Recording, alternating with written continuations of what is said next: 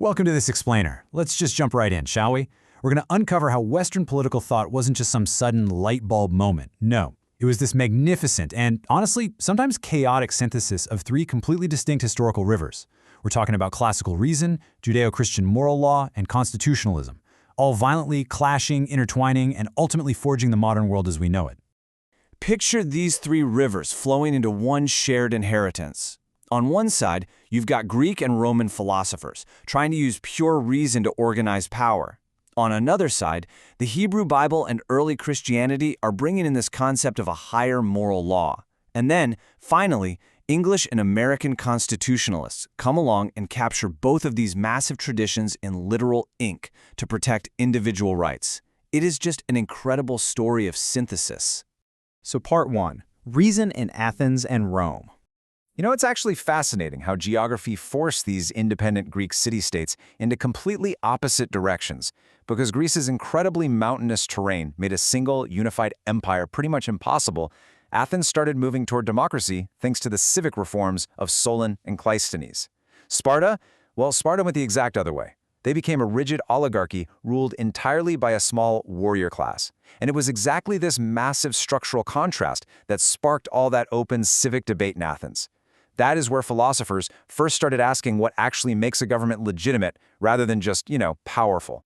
Out of that intense Athenian debate, we get some vocabulary terms that literally still shape how we think today. Take Plato's idea of the philosopher king. In his famous work, The Republic, Plato made the case that justice required rulers who were rigorously trained in wisdom and reason, rather than just ruling by popular opinion. But then, his star student, Aristotle, took a completely different tack in his politics. He basically insisted that the rule of law always has to outrank the rule of any single individual, no matter how wise they might be. And that brings us to something really fascinating about the classical era, the concept of tyrannicide. Both Greek and Roman civilizations developed this deep, visceral hatred of one-man rule. I mean, the Romans actually traced the very founding of the Republic to the legendary overthrow of a king. This anti-tyrant sentiment ran so incredibly deep that when Roman senators, led by Brutus and Cassius, assassinated Julius Caesar, they didn't even call it murder. They proudly claimed it was an act of liberation. They were just carrying out this classical tradition of rejecting unchecked authority. All right, let's move on to part 2, Higher Law from Scripture.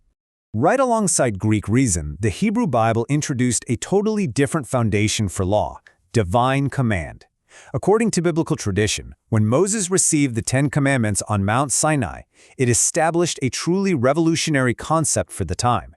These were divine obligations that bound absolutely everyone. We're talking ordinary people and the rulers alike. Human law suddenly had to answer to a standard far beyond any earthly throne, and that's something Greek philosophy alone hadn't quite fully supplied. And this idea was fiercely protected and even expanded by the Hebrew prophets through the principle of moral accountability. You have prophets like Amos, who is just a simple shepherd, and Isaiah literally warning mighty kings that all their ceremonial worship meant absolutely nothing without actual justice for the most vulnerable people in society, the widows and the orphans. They made it clear that justice exists completely beyond the state's reach, binding the ruler to a shared moral standard.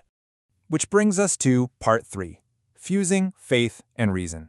So you might be wondering, how in the world do these two incredibly powerful yet entirely different worlds actually merge? Well, enter Stoicism.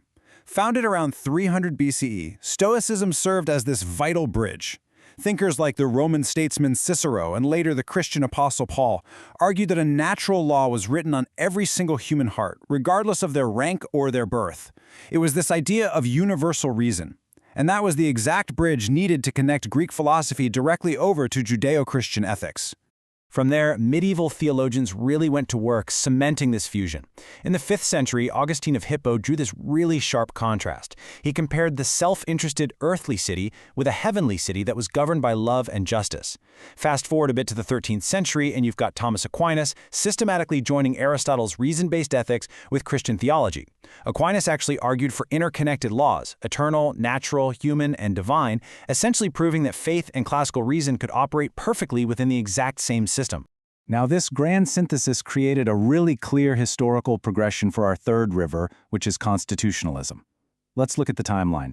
Rome posts the 12 tables in 450 BCE. Jump ahead to 529 CE, and Emperor Justinian codifies Roman civil law. Centuries later, in 1215, English barons draw on those exact same legal principles to literally force King John to seal the Magna Carta. Think about that for a second. Roman legal reasoning actually survived the fall of the empire just to re-emerge as a direct, written limit on the power of medieval kings. But hey, make no mistake here, this synthesis was definitely not peaceful. The claim that divine law stood above earthly kings, yeah, that caused some monumental collisions. In 1076, Pope Gregory VII actually excommunicated the Holy Roman Emperor, Henry IV, literally forcing the most powerful man in Europe to stand barefoot in the snow just to beg for forgiveness. The friction only continued when Martin Luther sparked the Protestant Reformation in 1517, completely shattering Western Christendom. This led to a series of devastating religious wars that didn't end until the Peace of Westphalia in 1648, which finally established the principle of religious toleration. Okay, part 4. The Enlightenment Synthesis. This is the era where the classical and Judeo-Christian traditions finally fused into a single, unified political vocabulary. We see thinkers like Montesquieu looking straight back to classical Rome to argue for the separation of powers. John Locke drew heavily on scripture to argue for natural rights and government by the consent of the governed. And Rousseau, he echoed those ancient Athenian debates with his whole concept of the social contract. They wove these inherited sources together so seamlessly, honestly, that they no longer even distinguished between biblical and classical language. It just became one shared heritage. And we really see the ultimate culmination of all this when the founders of the American Republic sat down to design their government based on unalienable rights. When Thomas Jefferson drafted the Declaration of Independence back in 1776, he consciously invoked a creator as the source of these rights. By doing that, he was perfectly echoing Locke's natural rights philosophy, while at the same time merging it seamlessly with the classical concept of natural law. James Madison, who spent a lot of time heavily studying historical republics like Athens and Rome, engineered the U.S. Constitution's incredibly durable framework based on these ideas. He famously reasoned that ambition must counteract ambition. So things like checks and balances, a bicameral Congress, an independent judiciary, you have to realize these weren't just brand new inventions pulled out of thin air. They were the classical and religious ideals of limiting unchecked authority, finally given a durable, modern, written form. Finally, part 5. Modern republics under strain. So why does this centuries-old architecture actually matter to you and me today? Well, because this specific three-river constitutional model became a global inheritance. It certainly didn't stop in America. France adopted its first written constitution in 1791. After World War II, Germany and Japan entirely rebuilt their governments on these exact same constitutional foundations. Decolonization brought this model to dozens of nations, ultimately culminating in Nelson Mandela's African National Congress, drawing on these very same universal principles to draft South Africa's widely admired 1996 constitution. Yet, despite all that success, there's a very real modern threat we have to talk about: democratic backsliding. This magnificent system, it is definitely not on autopilot.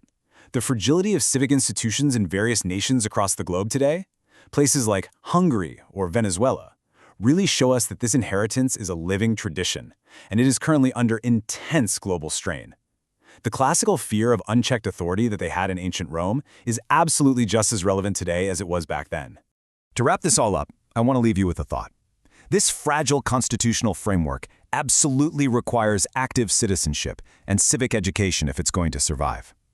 So what role are you going to play in carrying this magnificent three-river inheritance forward?